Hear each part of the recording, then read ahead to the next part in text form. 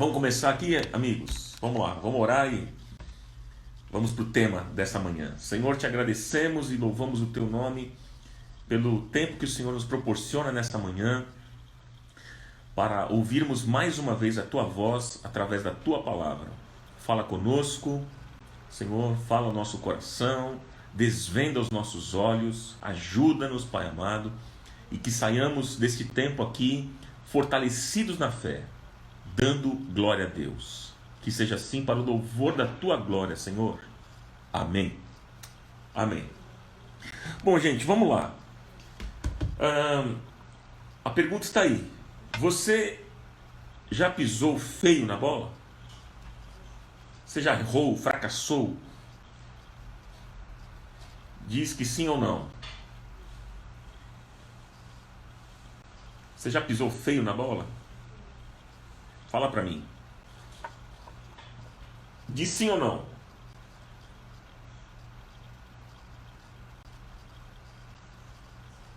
O Marcelo disse que sim. A Maris disse 1000 ou mais vezes. Sim, sim, sim. A Márcia Martizelli colocou sim. A Lilian colocou sim. Meus amigos. A Rose colocou sim. A Rosângela, sim. Mônica, vixe a vida. A Maria colocou muito. O Rodrigo colocou muitas vezes. A Vicky Loren colocou sim. A Kátia colocou uma pergunta: quem não? É isso mesmo, amigos. Tá, legal. A Rosil colocou e como? A Julie disse sim e riu. Tá. Agora me diz uma coisa. Há erros nossos que não são descobertos, não é verdade? Mas há erros que são descobertos. E quando o seu erro foi descoberto? Como é que você se sentiu? Fala pra mim. Quando o seu erro foi descoberto. Como é que você se sentiu? Fala pra mim. Olha, a Ludre Moraes colocou, antigamente ela nem ligava, nem vergonha sentia, né?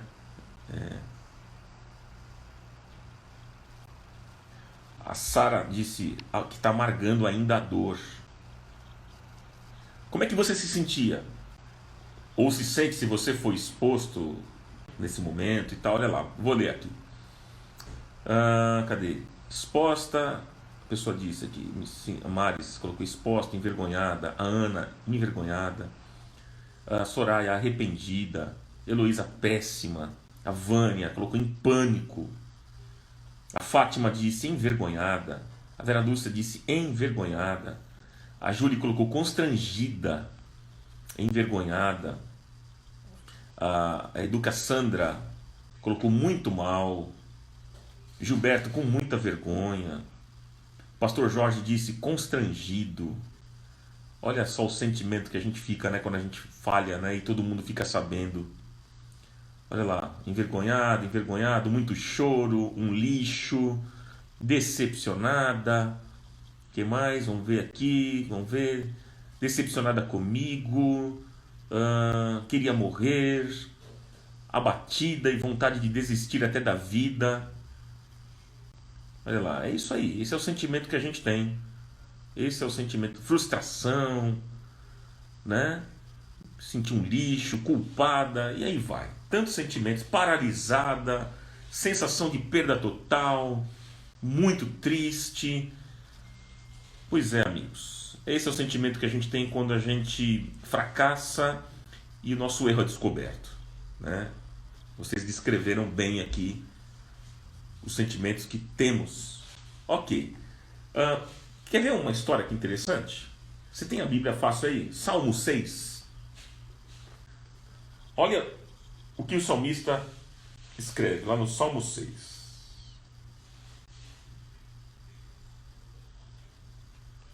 Olha o sentimento de um personagem conhecido nas Escrituras, chamado Davi. Olha só, gente, o que ele escreve. no Salmo 6. Ele diz assim: Senhor, o pecado agora de Davi é descoberto. Ele peca contra Deus e esse pecado é descoberto. Como eu e você, muitas vezes, nosso pecado, nossa falha e o fracasso é descoberto. E olha só o que ele diz: Senhor, não me castigues na tua ira, nem me disciplines no teu furor. Misericórdia, Senhor, pois vou desfalecendo. Cura-me, Senhor, pois os meus ossos tremem. Todo o meu ser estremece. Até quando, Senhor? Até quando? Volta-te, Senhor, e livra-me. Livra-me por causa do teu amor leal. Quem morreu não se lembra de ti. Entre os mortos, quem te louvará? Estou exausto de tanto gemer. Estou exausto de tanto gemer. De tanto chorar, inundo de noite a minha cama. De lágrimas encharco o meu leito. Os meus olhos se consomem de tristeza. Fraquejam por causa de todos os meus adversários. Afastem-se de mim todos vocês que praticam mal, porque o Senhor ouviu o meu choro. O Senhor ouviu a minha súplica e o Senhor aceitou a minha oração. Serão humilhados e aterrorizados todos os meus inimigos, frustrados recuarão de repente.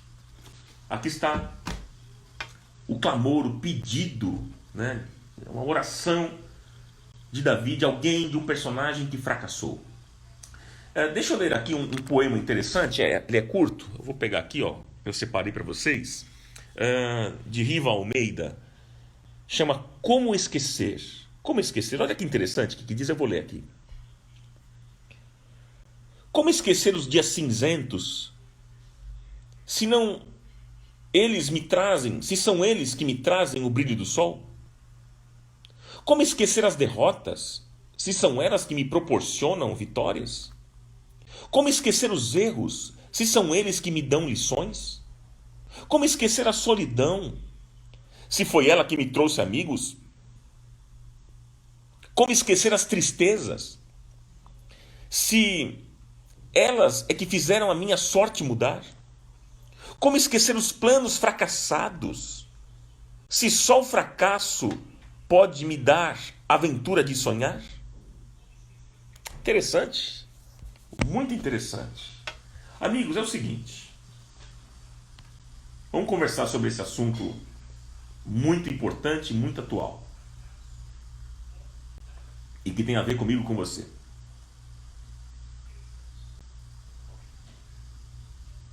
Vamos lá. Nós gostamos de falar de sucessos, não é verdade? A gente gosta de palavra que põe a gente para cima. Gostamos de falar de vitórias.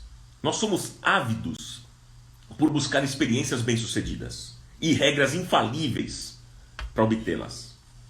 Parece que é quase uma neurose, gente. O sucesso acima de tudo.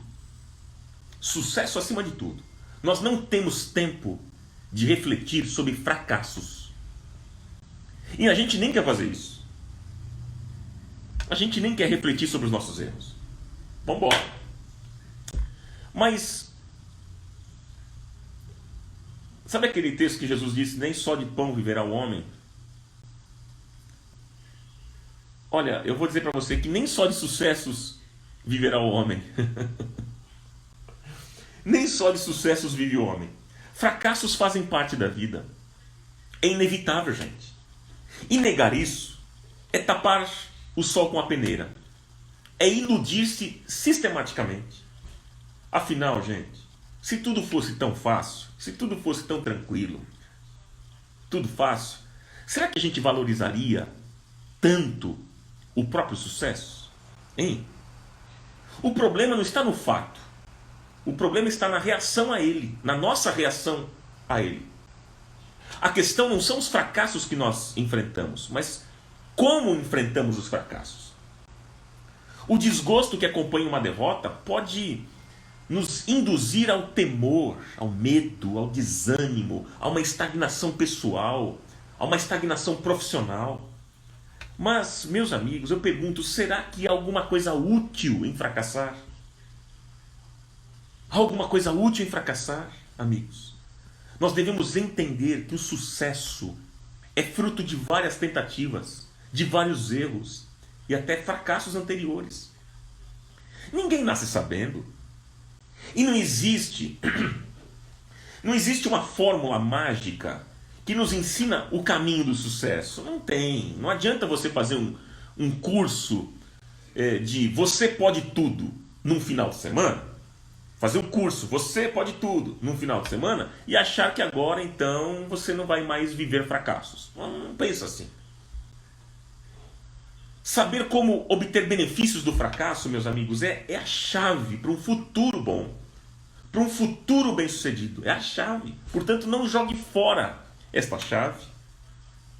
E não importa em que área seja, não importa se é na área emocional, se é na área sentimental, se é na área profissional, se é na área financeira, não importa. Fracassos são fracassos. Agora, diante dos fracassos, que atitude você toma? Ou que atitudes você toma? A quem você procura? Você se condena? Você se pune? Você se desculpa? O que você faz? Hein? O que você faz? Fala para mim. Escreve aí diante de um fracasso. O que você faz? Quais são as atitudes que você toma? Coloca rapidinho para mim aqui, por favor. Você se condena, você se culpa, você se pune, você não está nem aí. Qual que é a sua reação diante de tudo isso, diante do teu fracasso? Qual é a atitude que você toma? Você pede perdão, ou você não está nem aí, ou você se condena, enfim. O que é que você faz? Fala para mim. Olha lá, a Maria colocou, me culpo. Meu amigo Vitor Chicre, meu amigo, ele disse tudo isso. Ô Vitão, saudade de você, viu? Meu produtor predileto, produtor musical, companheiro de música. Saudade de vocês, você e da Lu, viu? Vocês são muito queridos. Aí em Nova York, em breve estaremos juntos. Mas vamos lá, o pessoal está colocando, eu me culpo, me avalio, peço desculpa por ter errado, peço perdão, mas fico com a situação na cabeça, enfim, e aí vai, fico arrasada, me condeno, peço perdão, procuro pedir perdão e começo de novo, eu peço ajuda, e aí vai. O pessoal está respondendo aqui, ó, me culpo, eu sofro. No primeiro momento fico triste e choro, mas depois eu oro e peço perdão a Deus e peço uma nova oportunidade a Deus. O pessoal está respondendo, estou lendo aqui. Fico decepcionada. Legal. Ok. Gente, todos nós fracassamos na vida. Todos nós. Você quer a vitória? Você quer a vitória? Se você quer a vitória, se prepare para a derrota. Porque somente um foi vitorioso em tudo. Foi Jesus. E Jesus disse para nós que nós teríamos aflições neste mundo. Todos nós passamos e passaremos por momentos difíceis, de perdas, de fracassos e derrotas. Não é verdade, meus amigos? Todos nós passaremos por momentos difíceis. E a gente precisa aprender a lidar com essas coisas. Porque quem não sabe lidar com esses momentos, quem não sabe lidar com as perdas, quem não sabe lidar com os problemas, com os fracassos, terá muitas dificuldades na vida. Vai ter muita dificuldade. Porque durante a vida nós temos os ganhos e as perdas, as conquistas e os fracassos. Essa é a dinâmica da vida, tudo isso faz parte da vida. E nós devemos nos preparar para os fracassos. Se prepare para os fracassos. E nas derrotas, Deus nos ensina. Deus vai te ensinar. Mas como enfrentar os nossos fracassos? De que maneira você reage diante de um erro, diante de um problema? Amigos, ser cristão é triunfar em meio às dificuldades. E saber que Deus está conosco, que Ele nunca vai nos deixar, Ele nunca vai nos abandonar. Mas a pergunta que eu quero trabalhar aqui com vocês essa manhã é: qual é a postura que Deus espera da gente? Qual que é a postura? Como é que eu devo reagir diante dos meus fracassos? Essas são as perguntas que a gente vai pensar juntos aqui. Qual que é a postura que Deus espera da gente diante de um erro? Como é que a gente tem que reagir diante de um fracasso? E este salmo que nós lemos aqui, o Salmo 6, que eu deixei fixado para vocês, mostra algumas coisas e lições importantes para a nossa vida. Davi escreveu este Salmo 6. Quem era Davi? Vamos falar das características e as virtudes de Davi? Olha só, Davi, ele era o filho mais novo da casa de Jessé. Ele era um pastor que cuidava das ovelhas do seu pai. Davi era músico, salmista, compositor, poeta. Davi era valente, corajoso. Ele lutou com um urso, lutou com um leão, matou um gigante, o gigante Golias. Davi era amável. A Bíblia diz que Saul, antes de ter o ciúme doentio, Saul amava Davi. E o povo de Israel também amava Davi. Davi, ele era ungido de Deus. Ele amava o Senhor. Ele servia o Senhor de todo o coração. Davi foi o melhor rei de Israel, vencedor de batalhas. Davi era um homem sensível. Olha quantas virtudes, gente. Homem sensível. Ele era amigo fiel, gente. Veja, ele fez uma aliança com Jonatas. Aliança. O tamo junto dele era de verdade, não era frase de efeito.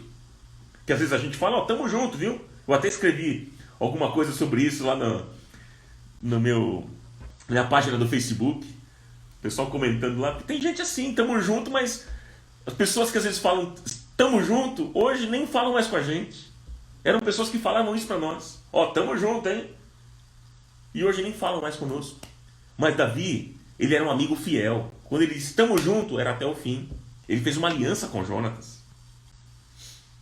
Davi, um homem humilde, quebrantado, reconhecia seus erros, seus fracassos, seus pecados. E Davi, como declara Atos 13, Davi era um homem segundo o coração de Deus. Olha quantas virtudes, gente. Lindo, não é não? Até aqui o que eu mencionei para vocês é maravilhoso. Porém, Davi fracassou. Davi pecou contra Deus. E ele teve um confronto. Teve que ser confrontado. Ele é confrontado no seu pecado. Depois leia, nós não vamos ler agora, mas leia com calma. Anote aí, 2 Samuel, capítulo 11 e 12. Capítulo 11 e 12, anote e leia depois a história toda do pecado de Davi, tudo que aconteceu. Olha só, mas eu vou resumir aqui o que acontece, para você entender essa história. Em épocas que os reis saíam para a guerra, Davi, que era um vencedor de batalhas, ele resolveu não sair para a guerra, ele ficou no palácio. Estava cômodo a coisa. Ele era um grande vencedor de batalhas, e aí ele falou, essa vez eu não vou para a batalha não. É sempre a mesma coisa, eu estou ganhando todas. Ficou cômodo para ele. E sabe um perigo, gente? Abrindo parênteses aqui. Comodismo gera pecado. Cuidado. Todo comodismo na nossa vida gera pecado. Mas vamos continuar a história. A esposa de Urias, que era um companheiro de Davi, a esposa de Urias chamada Batseba, estava lá tomando banho, imprudente, talvez até com segundas intenções em se banhar perto da janela do rei. Estava lá. Por outro lado, a gente vê Batseba sendo imprudente, mas a gente vê Davi, o rei. Ele poderia ter tomado uma atitude. Ele poderia ter fechado a janela. Ele poderia não ter tido o segundo olhar. Poderia. Mas ele gostou do que ele estava vendo. Ele gostou. Ele estava lá no palácio, sozinho, não quis sair para a guerra, estava cômodo a coisa, vencedor de batalhas, só sucesso, sucesso, sucesso. De repente, ele vê lá uma mulher nua tomando banho e ele ficou encantado. E então, a Bíblia diz que Davi se deitou com Batseba e ele pecou contra Deus. E aí depois ele enviou uma carta para o general do exército colocar Urias, que era o marido da Batseba, na frente do campo de batalha. E tudo isso com a intenção de Urias morrer. Quem ficava na frente da batalha poderia morrer mais fácil. E foi o que aconteceu. Urias morreu. Urias morreu.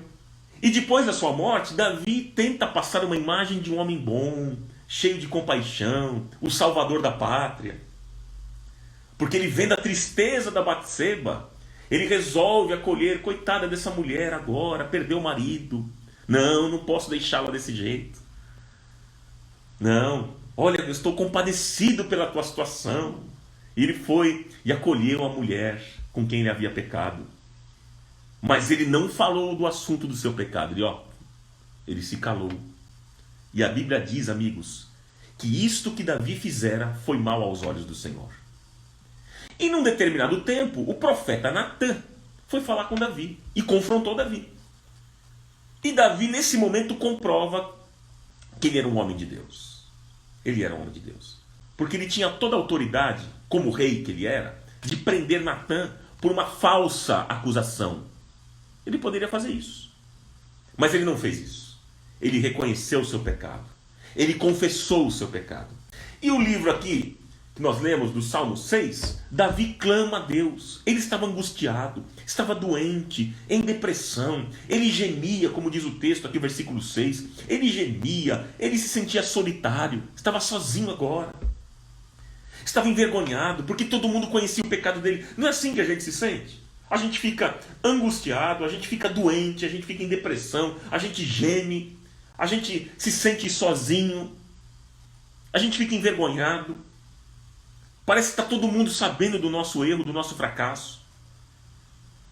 A gente se sente culpado, assim que Davi estava se sentindo. E, gente, a culpa destrói, a culpa afeta a saúde física, mental e emocional. Davi disse, anote aí, Salmo 32, versículo 3, Davi disse o seguinte: enquanto eu me calei, enquanto eu mantinha escondidos os meus pecados, o meu corpo definhava de tanto gemer.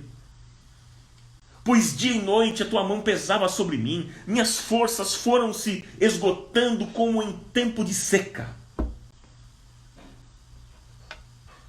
Essa era a realidade de Davi agora diante do seu pecado. Um homem cheio de virtudes, mas errou, fracassou. Nós somos muito parecidos com este homem, com Davi. Eu e você, não é verdade? Mas eu queria falar de 3 atitudes. Eu queria que você anotasse, que vai ser muito importante para a sua vida nessa manhã. Eu queria que você anotasse 3 atitudes erradas frente aos fracassos, e depois nós vamos falar de 3 atitudes certas, corretas, frente aos fracassos. A gente vai aprender com Davi. No próprio texto mostra 3 atitudes erradas que Davi teve diante do fracasso e 3 atitudes certas. Primeira atitude errada que a gente tem no fracasso. Davi disse lá no versículo 1 ao 3, ele está dizendo: não me castigues. Até quando? Não me castigues. Gente, a primeira atitude errada: nós vemos Deus como alguém castigador. Anote isso. Primeiro erro no nosso fracasso: a gente vê Deus como alguém castigador. Como é que Deus vê as dificuldades que você está enfrentando? Você sabe como é que Deus vê? Gente, Deus nunca lida conosco querendo nos castigar, reprovar, bater, quebrar, destruir. Deus não faz pegadinhas e não joga cascas de banana, sabe, para a gente pisar, escorregar e se arrebentar. Não, mas Deus deseja sempre nos ensinar, nos restaurar. Nós pensamos que as motivações e atitudes de Deus sempre são para nos destruir. Muitos pensam que Deus tem o desejo de permitir os fracassos e as tribulações da nossa vida para simplesmente nos quebrar e nos destruir. Mas a gente não pode pensar assim, porque Deus não tenta ninguém com o mal, porque Ele é a essência do bem. Tiago 1,13. Ninguém sendo tentado, diga: de Deus sou tentado. Não diga isso, porque Deus não pode ser tentado pelo mal. E a ninguém tenta. Tiago 1,13. Deus não é o exigente, o intolerante, o ditador, o tirano. Mas Deus é um pai bondoso, ele é próximo, ele é amigo, ele é íntimo. É aqui onde encontramos uma... Veja o que eu vou dizer. É justamente nesse momento que a gente encontra uma das principais diferenças entre o cristianismo, do cristianismo, com relação a outras religiões monoteístas. Nós somos os únicos que, ao nos aproximarmos de Deus, nos aproximamos chamando Deus de Pai. Nenhuma outra religião faz isso. Somos os únicos, o cristianismo, porque o Senhor nos ensinou isso. A oração do Pai Nosso, quando a gente for orar, chamar o Pai Pai Nosso.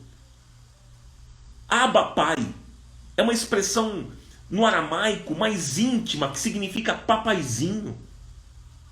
Glória a Deus por isso, gente. Deus não é castigador, nem nos coloca em purgatório para nos punir. Ele não é acusador. Mas, como diz o Salmo 103, versículo 8, Ele é um Pai misericordioso e compassivo, longânimo e assaz benigno.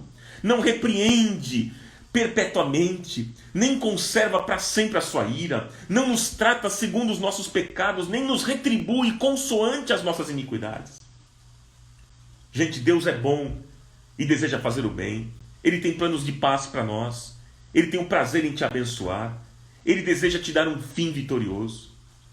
Então o primeiro erro que a gente está vendo aqui, que Davi mostra para nós, quando ele diz não me castigues, esse é o primeiro erro.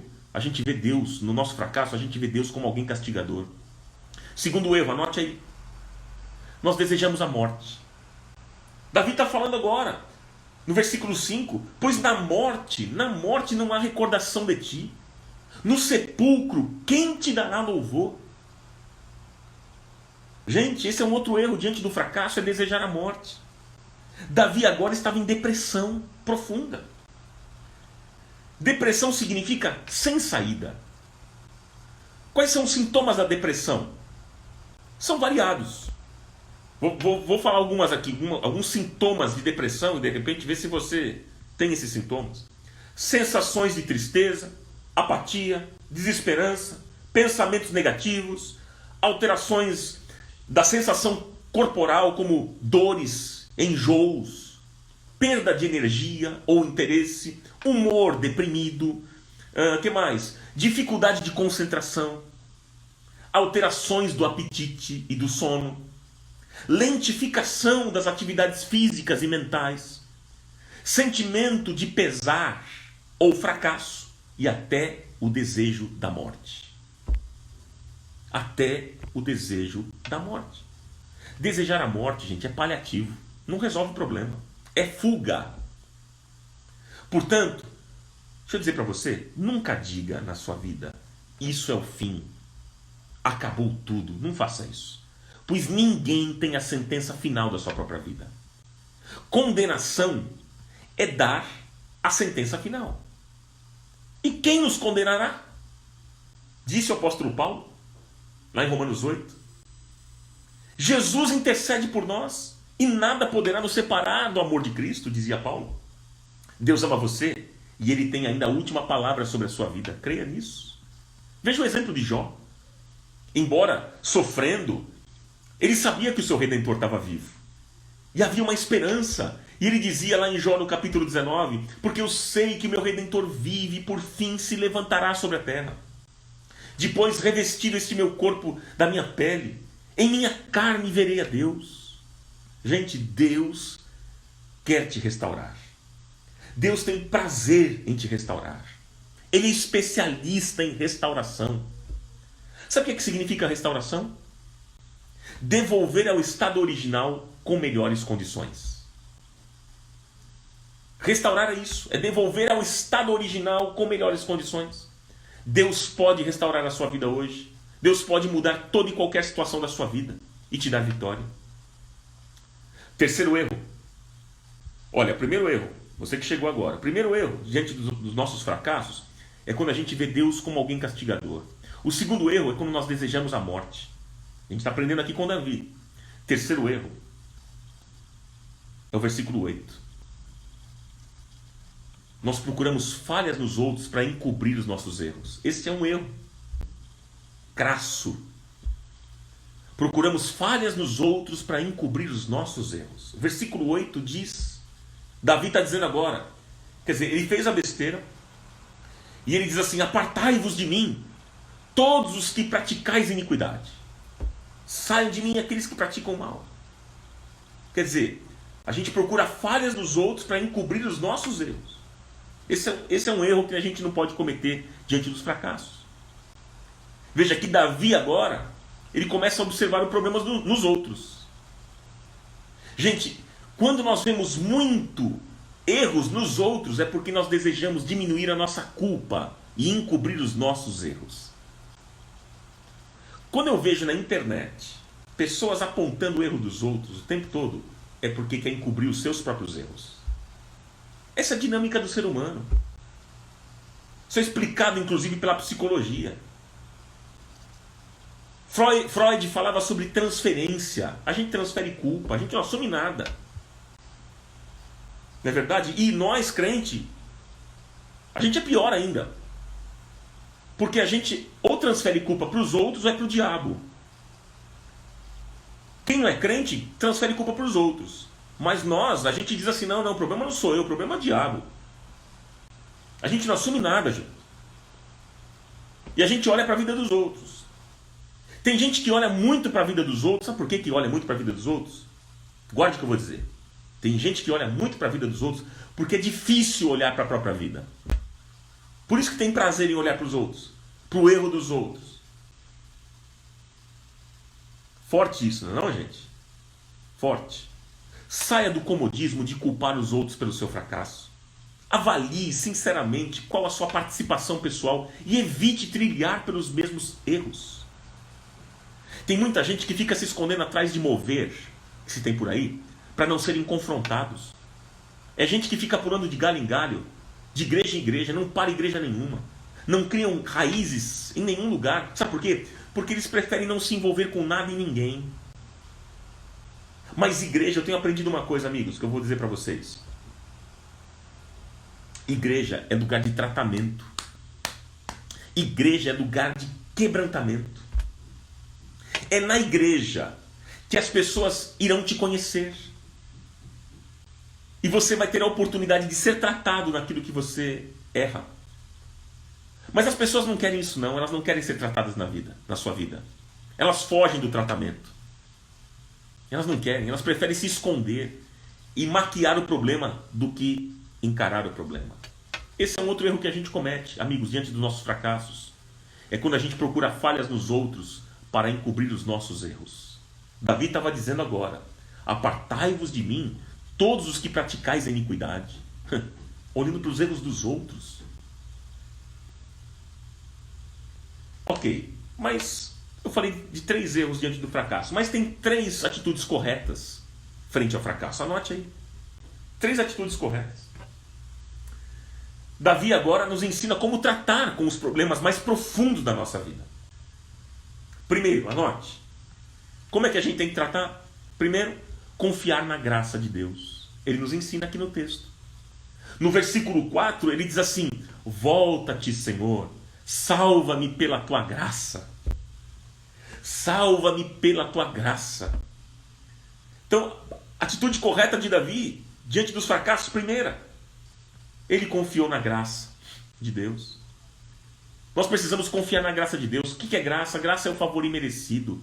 Graça é a convicção de que o acesso a Deus não depende de competência.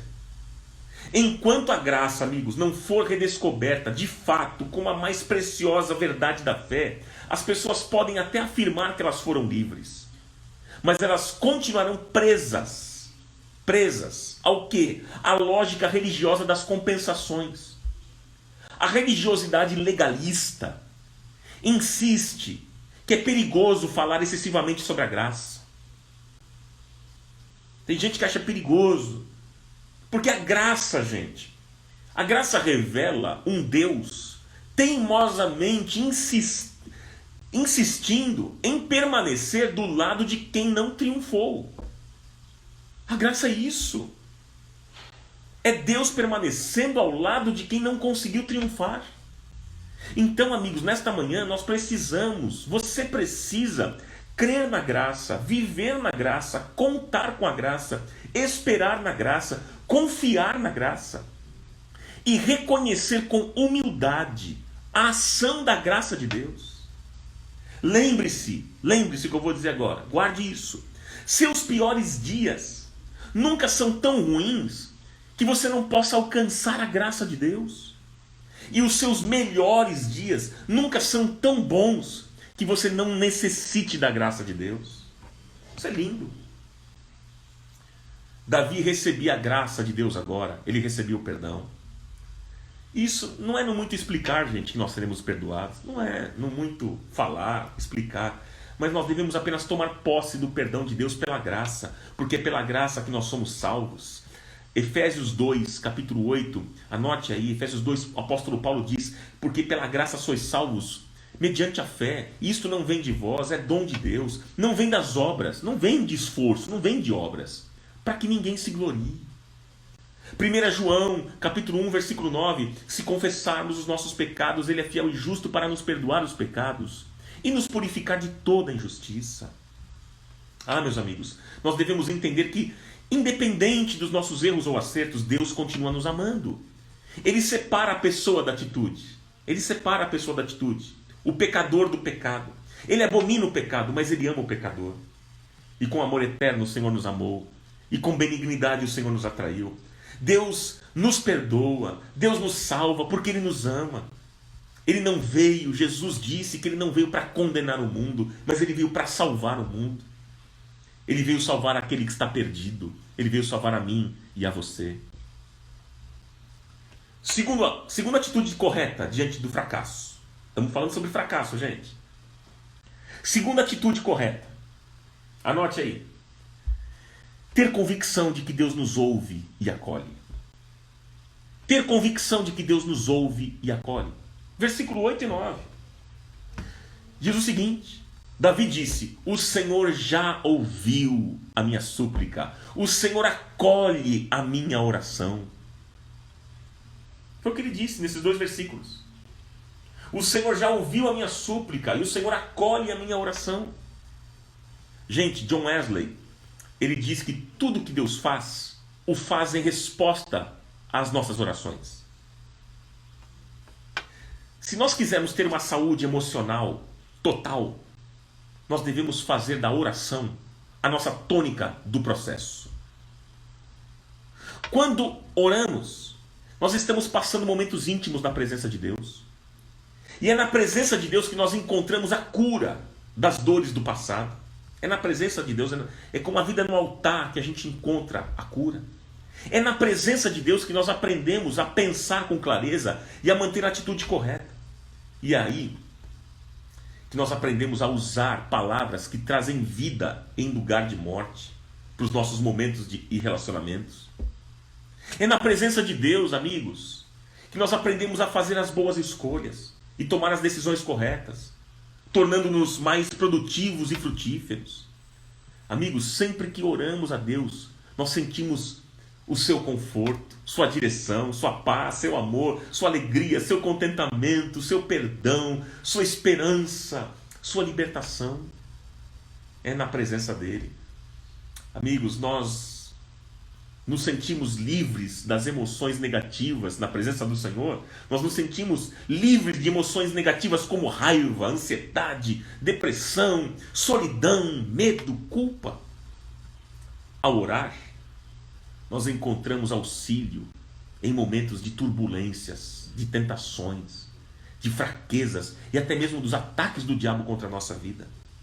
Gente, a oração, ela é importante. Não apenas para a integridade, mas também para a cura e saúde dos nossos relacionamentos. A oração nos aproxima de Deus, permite-nos a ter a visão do futuro e compreender melhor o nosso propósito. Deus está disposto a ouvir o nosso clamor, a tua oração. Clama a mim, diz o Senhor, e responder-te-ei. O Salmo 102 diz que o Senhor atende a oração do desamparado e não lhe desdenha as suas preces. Amigos, nossas orações, elas sobem como incenso agradável na presença de Deus. Ele é um pai amoroso que tem prazer em ouvir os seus filhos. E se você hoje ouvir a voz de Deus, você vai ser transformado. Por vezes a gente não entende o amor de Deus, por quê? Por causa dos relacionamentos conturbados que nós tivemos com pessoas. Muitos foram feridos com palavras, agredidos, castigados, rejeitados, criticados, rebaixados. E logo eles pensam que Deus vai agir assim com eles também. Muitos estão feridos e amargurados e precisam hoje ser curados. E curados pelo amor. O amor de Deus. Mas clame hoje. Clame por sua misericórdia. Quando nós clamamos por misericórdia, as nossas misérias tocam as cordas do coração de Deus, gente. Ele tem o coração, Deus tem o coração voltado para o miserável. Misericórdia significa isso, é ter o coração voltado para o miserável. Um coração que está disposto a nos acolher, a perdoar, a animar, levantar e dar vitória. Invoca-me no dia da angústia, diz o Senhor. Eu te livrarei e tu me glorificarás. O amor de Deus, amigos, é incondicional. E nada poderá nos separar do seu grande amor. Aleluia por isso. Isaías 30:18 diz: mas o Senhor esperará para ter misericórdia de ti, e se deterá para se compadecer de ti, porque o Senhor é Deus de justiça, e bem-aventurados todos os que esperam nele. E terceiro, vamos para o terceiro aspecto então? Você lembra que eu falei já? Agora, 3 atitudes positivas, 3 atitudes corretas. Confiar na graça de Deus, ter convicção de que Deus nos ouve e nos acolhe, e por último, reconhecer que os nossos grandes inimigos somos nós mesmos. Davi disse: sejam perturbados os meus inimigos. Reconheça os teus inimigos. E o teu grande inimigo é você mesmo. Walt Kelly, ele diz assim: encontramos o inimigo, e o inimigo somos nós. Os nossos piores inimigos não são as pessoas. Nós somos nós mesmos. É o que está dentro da gente. Os sentimentos que a gente tem. De culpa, de inferioridade, de mágoas, tristezas, complexos. E tantos outros mais. De raiva, ódio. São as coisas que nós não queremos admitir. Nós não aceitamos, mas também a gente não traz à luz. Nós culpamos o diabo, culpamos as pessoas das nossas próprias escolhas. Amigos, nós não podemos culpar as dificuldades da vida por aquilo que nós somos. Nós não ficamos ruins na vida por causa dos problemas que surgiram. Você não ficou ruim na vida por causa dos problemas que surgiram. Nós não ficamos ruins na vida por causa dos problemas que surgiram, mas ficamos ruins por causa do mau desejo e da concupiscência. Tiago capítulo 1, anote aí, Tiago 1,14. Cada um é tentado quando atraído e engodado pela sua própria concupiscência. Depois, havendo a concupiscência concebido, dá à luz o pecado. E o pecado, sendo consumado, gera morte. Tem muita gente que diz o seguinte: olha, Ronaldo, eu fiquei assim na vida porque o fulano fez tal coisa comigo. Eu fiquei assim, eu me tornei uma pessoa dura porque eu me cansei de apanhar dos outros. Eu me tornei uma pessoa cética porque eu me cansei da injustiça. As pessoas dizem isso. Se nos tornamos pessoas ruins, não foi porque a vida foi cheia de dificuldades. Não. Mas é porque foi uma escolha nossa. Porque cada um, como diz o texto, cada um de nós é tentado, atraído e engodado no nosso próprio mau desejo. E o mau desejo, como diz o texto, gera em nós o pecado. E o pecado nos mata, nos torna menores, fúteis, sem densidade, nos torna ocos e vazios. O salário do pecado é a morte. Nós precisamos reconhecer os nossos erros, amigos, confessá-los, abandoná-los e recebermos a misericórdia de Deus e o perdão de Deus. O texto lá de Provérbios 28:13, que eu citei ontem, eu vou repetir. Provérbios 28:13. O que encobre suas transgressões jamais prospera. Jamais prosperará. Mas o que as confessa e deixa alcançará misericórdia. Deus não rejeita um coração arrependido. Deus não rejeita um coração quebrantado. E eu quero concluir aqui para a gente orar. Eu quero concluir. Algumas maneiras de enfrentar os fracassos da vida. Quais são? Primeiro, algumas maneiras de enfrentar. Primeiro, tenha convicção de que Deus está com você, que Ele não te abandonou. Segundo, não tenha medo de novas situações novas. Terceiro, anote aí. Outra maneira de enfrentar os fracassos da vida. Tire proveito dos fracassos. Aprenda as lições e cresça. Se torne uma pessoa melhor.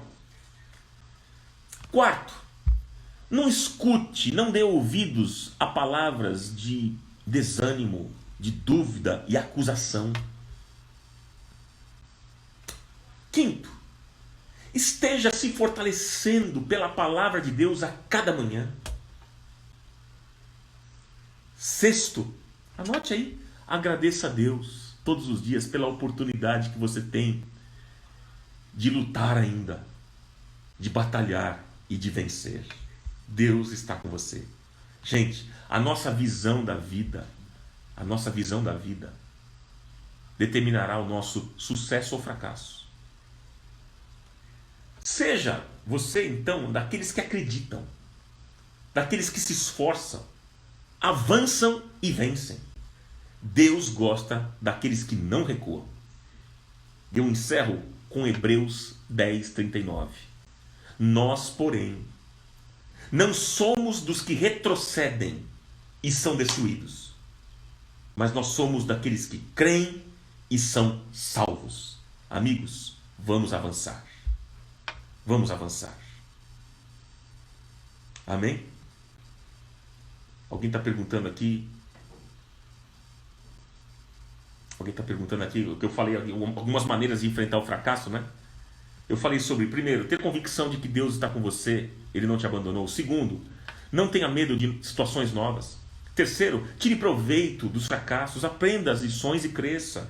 Quarto, não escute palavras de condenação, desânimo, dúvida e acusação. Quinto, esteja se fortalecendo pela palavra de Deus a cada manhã. E sexto, agradeça a Deus todos os dias pela oportunidade que Ele está te dando de lutar, de batalhar e de vencer. E que seja assim em nome de Jesus. Amém, amém e amém. Vamos orar, amigos? Vamos orar nesse momento? Pai, em nome de Jesus, eu quero orar pelos meus irmãos, te agradecer pela tua bondade. Te agradeço, Pai, pelo teu favor, pela tua palavra nesta manhã. Te agradeço e peço ao Senhor que dê graça aos meus irmãos. Quantos aqui estão vivendo um tempo de fracasso? Pai, em nome de Jesus, eu peço ao Senhor que neste momento de lutas, dificuldades, até fracassos, que o Senhor fale o coração dos meus irmãos.